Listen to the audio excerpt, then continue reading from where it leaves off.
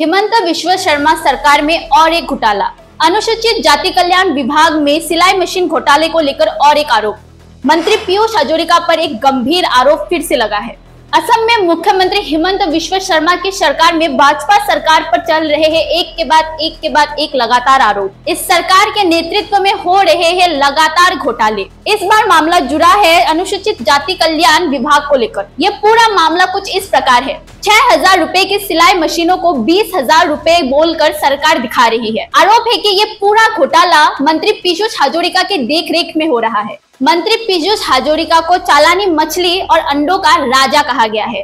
पहले भी उन पर कई सारे कोयले, सुपारी आदि व्यवसायों को लेकर काफी सारे आरोप लग चुके हैं। अब उन पर फिर से आरोप है कि उन्होंने जो ये अनुसूचित जाति कल्याण विभाग की महिलाओं को फिर से सिलाई मशीन देने का दावा किया है, इसके द्वारा वो अपने पूरे खानदान का लाभ करवा रहे हैं।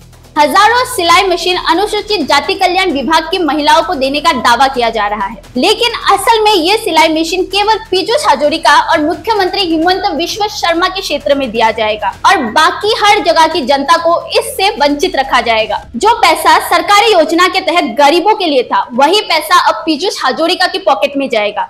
और ये दावा कर रही है एससी स्टूडेंट एसोसिएशन। उनका कहना है कि मुख्यमंत्री हिमंत विश्व शर्मा के सरकार के रहते हुए भी पीयूष हजारिका के नेतृत्व में ये सारे घोटाले हो रहे हैं। एससी स्टूडेंट एसोसिएशन ने ये आरोप लगाया है कि पीयूष हजारिका के नेतृत्व में ये सारे घोटाले हो रहे हैं। उन्होंने गरीबों से ये सुविधाएं छीनकर केवल अपने क्षेत्र के लोगों तक ही ये सुविधाएं सीमित रखी है। क्या बाकी लोगों को भी इन सुविधाओं का लाभ नहीं होना चाहिए? क्या केवल उनके क्षेत्र के लोग ही इन सुविधाओं का लाभ उठाएंगे? क्या ये और एक पॉलिटिक्स है उनका? एससी स्टूडेंट एसोसिएशन ने मुख्यमंत्री हिमंत विश्व शर्मा से ये मांग की है कि वो इस पूरे घोटाले की जांच कर मंत्री पीयूष हजारिका को मंत्रिमंडल से बर्खास्त कर दे। आइए आपको दिखाते हैं एससी स्टूडेंट यूनियन के एक लीडर का पूरा वीडियो।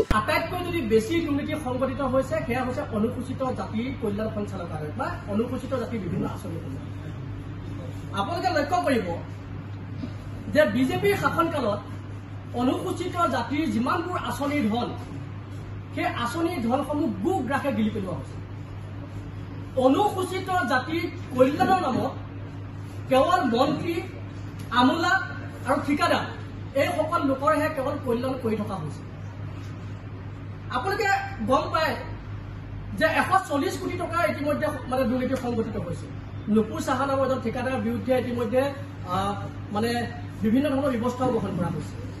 ইয়াৰ সমান্তৰালকৈ আমি আপোনালোকক কওঁ যে মিনি ষ্টেডিয়াম নিৰ্মাণৰ নামত হোৱা দুৰ্নীতি, ছাত্ৰ ছাত্ৰীৰ প্ৰশিক্ষণৰ নামত হোৱা দুৰ্নীতি, অনুসূচিত জাতি আঁচনি ধন অন্যান্য কীটাণুৰ হস্তান্তৰকৰণ কৰা দুৰ্নীতি, এনেকুৱা ধৰণৰ বহু দুৰ্নীতি সংঘটিত হৈ থকাৰ মাজতে একেবাৰে শেহতীয়াকৈ আমি জানিবলৈ পাইছো যে 1,000 চিলাই মেচিন অনুসূচিত জাতিৰ মহিলাসকলৰ উন্নয়নৰ কাৰণে, আৰ্থসামাজিক উন্নয়নৰ কাৰণে 1,000 চিলাই মেচিন বিতৰণৰ এটা আঁচনি গ্ৰহণ কৰা হৈছে আৰু সেই আঁচনিটোত সম্পূৰ্ণৰূপে দুৰ্নীতি কৰা হৈছে। আপোনালোকে লক্ষ্য কৰিব যে সেই আঁচনিত শিৱসাগৰ, যোৰহাট, ডিব্ৰুগড়, তিনিচুকীয়া, ধেমাজি, লখিমপুৰ, বিশ্বনাথ চাৰিআলি, তেজপুৰ, নলবাৰী আদি বিভিন্ন ঠাইবিলাকৰ যিসকল অনুসূচিত জাতিৰ মহিলা আছে সেইসকলে কিন্তু সেই আঁচনিটোত মানে ফলপ্ৰসূ হোৱা নাই বা সেই আঁচনিটো লাভ কৰা নাই। এটাও চিলাই মেচিন এই ঠাইসমূহলৈ দিয়া নাই। তাত দিয়া হৈছে ক'ত? জাগিৰোড আৰু জালুকবাৰীতে 1,000 চিলাই মেচিনৰ প্ৰায় 500টা মেচিন তেওঁলোকে ৰাখি থৈ দিয়ে আৰু বাকী 500টা মেচিন শ্ৰীভূমি, দক্ষিণ অভয়াপুৰী, বকু, ৰহা এনেকুৱা কেইটামান ঠাইত, যিকেইটা ঠাইত আচলতে তেওঁলোকৰ সুবিধা হয় সেই তেনেকুৱা ঠাই কেইটামানত দি তেওঁলোকে গোটেই আঁচনিটো হৰপ কৰি থৈ দিয়ে। আৰু তাতকৈ ডাঙৰ কথাটো হ'ল কি, এই আঁচনিটো আছিলে মহিলাসকলৰ উন্নয়নৰ কাৰণে হোৱা আঁচনি। কিন্তু আপোনালোকে লক্ষ্য কৰিব যে যিখন আমাৰ তালিকা আমাৰ ওচৰত আছে 1,000 চিলাই মেচিন বিতৰণৰ হিতাধিকাৰীসকলৰ যিখন তালিকা আছে, এই তালিকাখন যদি আপোনালোকে লক্ষ্য কৰে তেতিয়া আপোনালোকে দেখিব যে ইয়াত বহুজন কিন্তু পুৰুষেও এই আঁচনি পাবলৈ সক্ষম হৈছে। তাৰমানে এই চৰকাৰখনে বা অনুসূচিত জাতিৰ কল্যাণ সঞ্চালকালয়টোৱে মতা কোন মাইকী কোন তাৰ আচলতে যিটো আচলতে বিভেদ থাকিব লাগে বা মতা মাইকীৰ মাজত যিটো পাৰ্থক্য তেওঁলোকে বুজি পাব লাগে সেই পাৰ্থক্যটো বুজি নাপায়। আমি বাৰে বাৰে এই কথাবিলাক কৈ আছো যে অনুসূচিত জাতিৰ লোকসকলৰ ওপৰত অন্যায় কৰা হৈছে কিন্তু গুৰুত্ব দিয়া নাই। অনুসূচিত জাতিৰ কল্যাণ সঞ্চালকালয়ৰ সঞ্চালিকা তুলসী নাথক আমি এই সন্দৰ্ভত যেতিয়া সুধিবলৈ গৈছিলো যে আপোনালোকে কিয় এনেকুৱা কৰি আছে, তেতিয়া তেখেতে কৈছে যে মন্ত্ৰী পীযুষ হাজৰিকাৰ নেতৃত্বতে গোটেই কথাবিলাক চলি আছে বা হৈছে। আৰু সম্পূৰ্ণ দায়সাৰা মন্তব্য কৰি তেওঁ মন্ত্ৰী পীযুষ হাজৰিকাৰ ওপৰতে গোটেই আচলতে যিটো আমি আপত্তি দৰ্শাইছো তাৰ ওপৰতে মন্ত্ৰী পীযুষ হাজৰিকাৰ ওপৰতে গোটেই কথাখিনি এৰি দিছে। ইয়াৰ পৰা এটা কথা স্পষ্ট হয় যে গোটেই বিষয়বস্তুবিলাকৰ লগত যিমানবোৰ দুৰ্নীতি আচলতে অনুসূচিত জাতিৰ লগত সংগঠিত হৈ আছে, এই গোটেই বিষয়বস্তুবিলাকৰ লগত মন্ত্ৰী পীযুষ হাজৰিকা কিন্তু ওতঃপ্ৰোতভাৱে জড়িত হৈ আছে।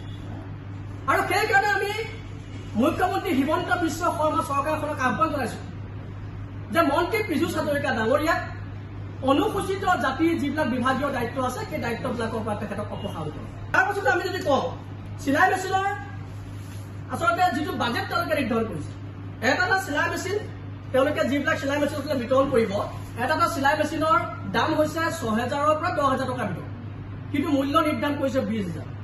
মহিলাক দিবলগীয়া আঁচনি দিছে পুৰুষক। আৰু তেওঁলোকে কৰিছে কি উজনি অসমৰ ঠাইবিলাকলৈ এই আঁচনিবিলাক তেওঁলোকে দিয়া নাই আৰু গোটেই আঁচনিবিলাক তেওঁলোকৰ কেৱল ভোট বেংকৰ বা ভোটৰ কাৰণে।